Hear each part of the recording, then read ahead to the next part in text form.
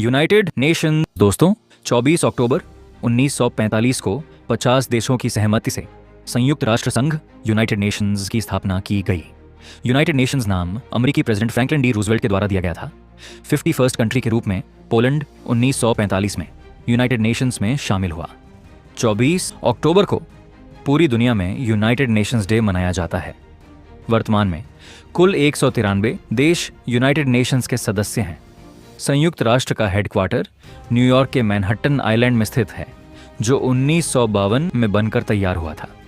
इसके लिए रॉकफेलर के द्वारा डोनेशन दी गई थी। यूनाइटेड नेशंस के फ्लैग पर दोनों तरफ ऑलिव लीव्स हैं और बीच में पूरी दुनिया का ग्लोब बना हुआ है। 24 अक्टूबर 1947 को ये फ्लैग यूनाइटेड नेशंस का ऑफिशियल सिंबल बना। यूनाइटेड नेशंस की वर्किंग लैंग्वेज इंग्लिश और फ्रेंच हैं। इसके अलावा मान्यता प्राप्त भाषाएं हैं चाइनीज, अरबिक, रशियन और स्पेनिश।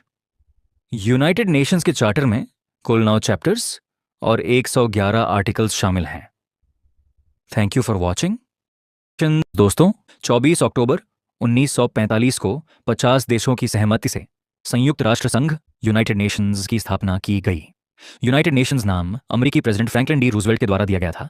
51st कंट्री के रूप में पोलैंड 1945 में यूनाइटेड नेशंस में शामिल हुआ। 24 अक्टूबर को पूरी दुनिया में यूनाइटेड नेशंस डे मनाया जाता है। वर्तमान में कुल 193 देश यूनाइटेड नेशंस के सदस्य हैं। संयुक्त राष्ट्र का हेडक्वार्टर न्यूयॉर्क के मैनहट्टन आइलैंड में स्थित है, जो 1952 में बनकर तैयार हुआ था। इसके लिए रॉकफेलर के द्वारा डोनेशन दी गई थी। यूनाइटेड नेशंस के फ्लैग पर दोनों तरफ ऑलिव लीव्स हैं और बीच में पूरी दुनिया का ग्लोब बना हुआ है। 24 अक्टूबर 1947 को ये फ्लैग यूनाइटेड नेशंस का ऑफिशियल सिंबल बना। यूनाइटेड नेशंस की वर्किंग लैंग्वेज इंग्लिश और फ्रेंच हैं। इसके अलावा मान्यता प्राप्त भाषाएं हैं चाइनीज, अरबिक, रशियन और स्पेनिश।